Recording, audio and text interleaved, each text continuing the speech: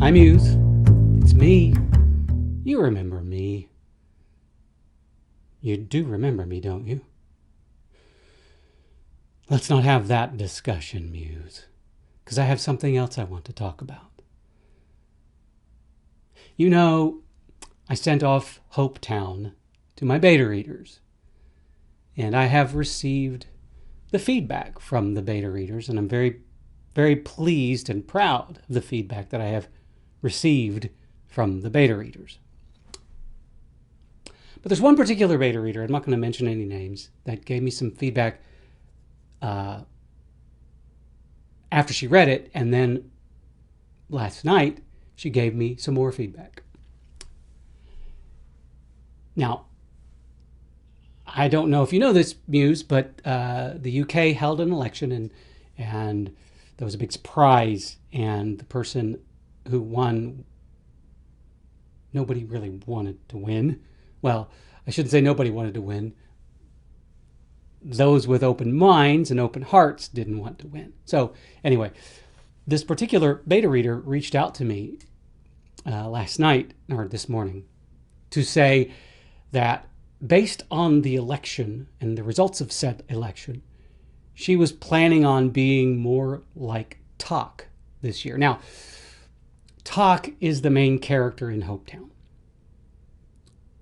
And that really hit me. Because when I first set out to write Hopetown, I was my goal was to expand upon a dream that I had. And then very quickly into that, I realized that I was going to write a romance novel. Little did I know that what eventually would come of Hopetown would be something that could instill hope into readers. Now, I haven't really said a whole lot about this book, but the book deals with a small cross-section of homeless people. And Talk becomes a member of that group. And so kind of according to these beta readers, Talk has become the hero that we need. Has become a person that can fill us with hope when it seems like there is no hope to be had. And after receiving that bit of feedback, of course I started ruminating on my purpose as a writer. And anyone that knows me or has read enough of my books or has interacted with me enough knows that I am one of those persons who does take it upon themselves to try to change the world for good. Now, of course, I do everything I can to make that happen on a personal level. I could rattle off a bunch of things, but I'm not here to pat myself on the back. But I try to do everything I can to make at least the world around me in the immediate sense a better place. I make the world for my family a better place. For my community, I try. And through my words, I hope to help the larger community. And I guess that's just part of who I am. And I know that there's a lot of people out there who say that we should separate the art from the artist. But there are some of us out there who say nay, nay, that me and my art are inseparable. We are one. I am my art, and my art is me. Now, if I'm being perfectly honest, there's a bit of me in every book I write. There's a lot of me in talk. So much so as I've been proofing the book, and I worked in some of the beta readers' feedback, and I've been proofing the book. And I've been doing that before I go to sleep. I'm trying to get this done so I can send it to my editor as quickly as possible. But I've been having dreams, which this is terrible. This is the circle of my artistic life. Okay? I had a dream that inspired Hopetown. And now Hopetown is inspiring my dreams. I had a dream the other night that I was Talk.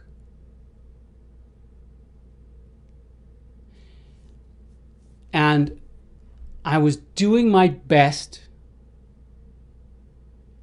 to help all of these people.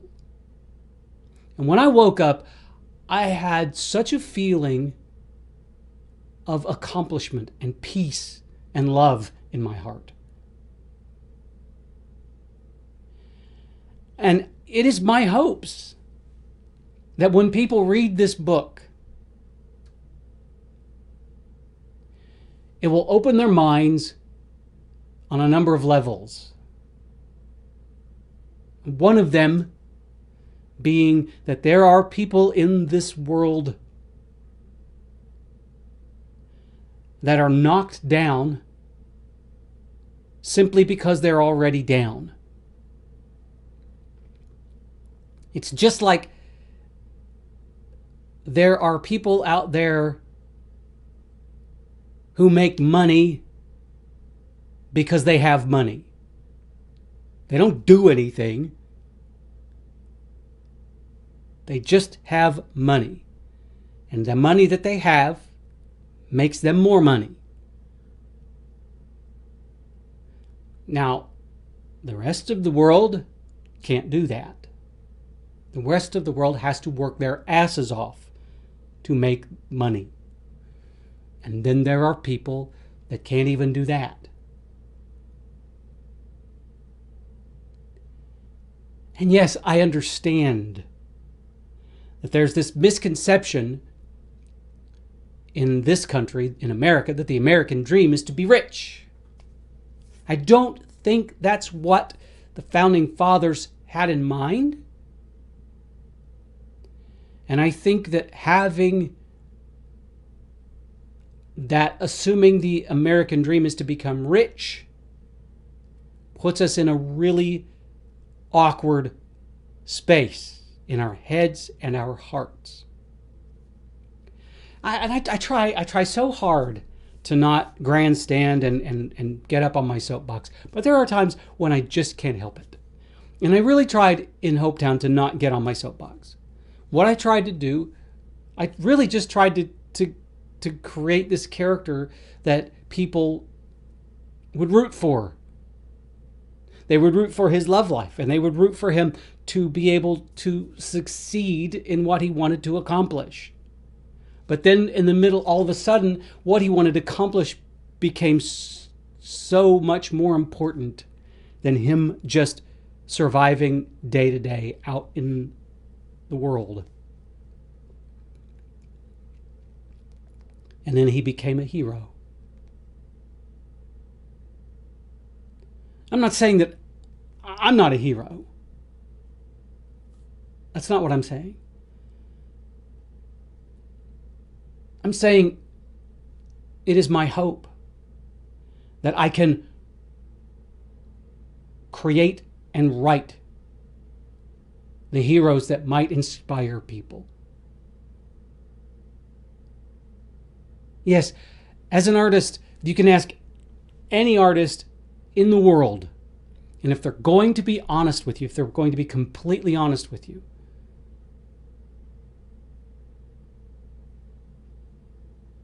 most of them will, if you ask them the right questions, most of them will say that they want to change the world for better. Yes, every artist wants to make money off of their art. We want to make a living from those things that we create. Just like every filmmaker wants to make a living off of making films. Every actor wants to make a living acting. Every painter wants to make a living as a painter. Every dancer wants to make a living as a dancer. Every manager wants to make a living as a manager. Every accountant wants to make a living as an accountant. We all want to make a living doing the thing that we love.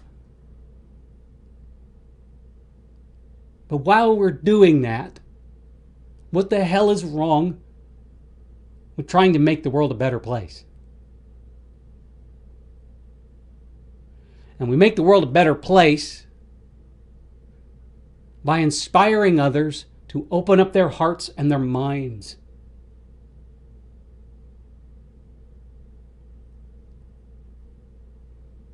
I have always felt as an artist, it is my responsibility to entertain, to educate, and enlighten. The 3 E's of art for me. And now maybe I'm adding an I into that mix to inspire.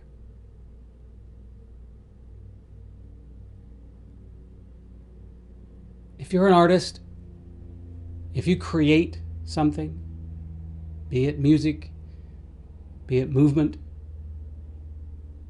be it paintings or sculpture, thrive or be driven to inspire. Not because it gives you the opportunity to be patted on the back or celebrated, but because you want to help make the world a better place. And right now, given the political environments across the world, we need as many people as we can to inspire goodness, kindness, grace. Those qualities we've got to inspire, and intelligence and truth. We've got to lead by inspiring. Because if one person inspires another person to do good, and that person in turn inspires another person to do good, it's kind of the antithesis of the plague. Spread goodness like an infection. Inspire people to be better as though your life depends upon it.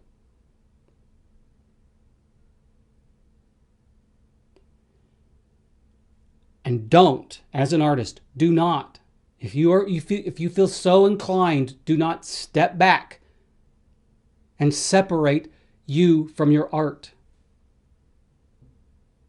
If you have a message, spread it. It's as simple as that. And I'm not saying to be overtly political or bash people over the heads with your ideologies, because that leads down a very dangerous rabbit hole. What I'm saying is just inspire people to be better.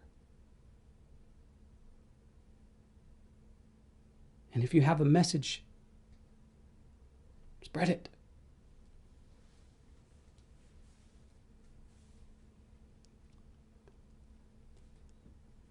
I can't help it. That's just who I am. I've always been this way.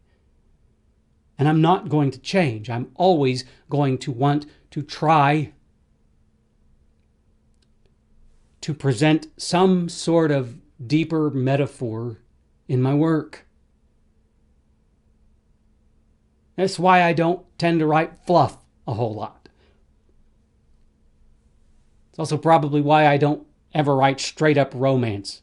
Because I don't think romance readers want a message for society. They don't want metaphor, and they just want kissing and loving and bodice ripping, and that's fine. I'm not saying there's anything wrong with that. I'm just saying that I can't write those because out of nowhere, this character would be ripping off this bodice, and another character would come in and say, "Why are you wearing a bodice? You're..." You see what I mean? Down with the patriarchy. So anyway, this all came out of someone saying, "I want to be more like Talk." I want to be more like Talk, and I am Talk. Difference being, I live in a home, not on the streets. And yes, Hopetown is a love story. It really is. But it's a love story between two people. It's a love story between one man and a community. It's a love story surrounding a community. And hopefully it's a love story between the reader and the story. Because I think if I can accomplish that, then I'm going to accomplish the spreading of goodwill that I set out to do. Eventually, after I realized that it was more than just a dream, more than just a romance, and something much bigger. Anyway, that's what I got today, Muse. Sorry that I rambled on and unwittingly sported my shoes whose soles are made out of soapbox, tromped around on the internet and said blah, blah, blah, blah, blah. At least I didn't go all get off my lawn, you whippersnappers. Because you got to hug the whippersnappers too. Spread the love. Spread the goodwill. Be better. Inspire. Art is a very, very powerful thing. Use it for good. Thank you for listening, Muse. You, my friend.